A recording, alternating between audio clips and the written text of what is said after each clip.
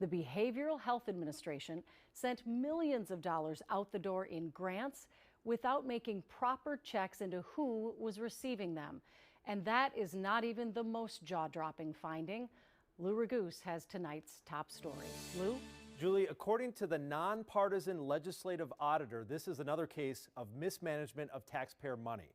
But perhaps the most explosive revelation is that managers within DHS, the Department of Human Services, tried to cover their tracks by backdating and creating new documents.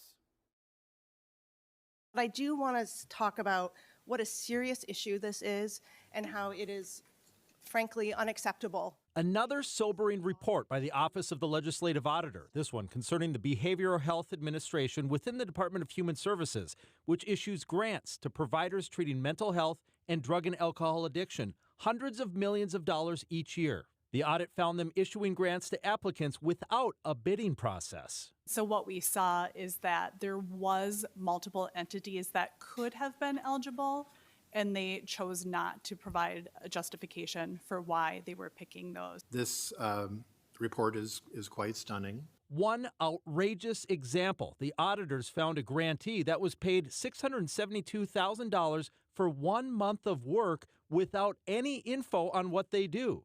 And the audit says the grant manager who paid it then left DHS a couple days later and became a paid consultant for that company. To me, that's criminal. Auditor Judy Randall says she was most shocked that during the audit, multiple DHS managers backdated or created new documents to try to cover their tracks. Frankly, in the 27 plus years I've been with OLA, I have never seen this before.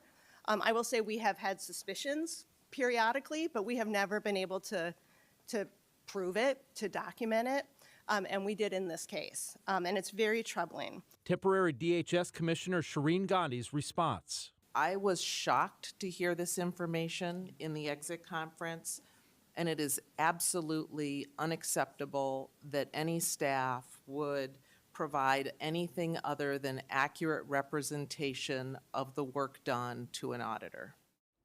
Now, there were a lot of questions from lawmakers about whether this audit should result in criminal investigations. So we'll see what comes from that. The Office of the Legislative Auditor provides recommendations both to the department and to lawmakers in case law changes are needed.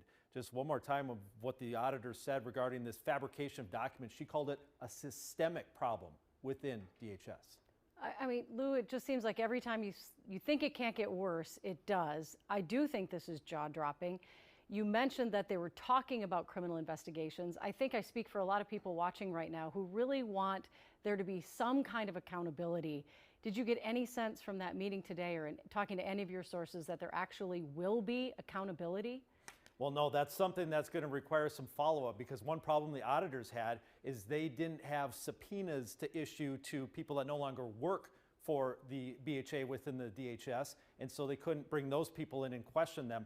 And so it would take an outside agency such as law enforcement to look into it. Just unbelievable. All right.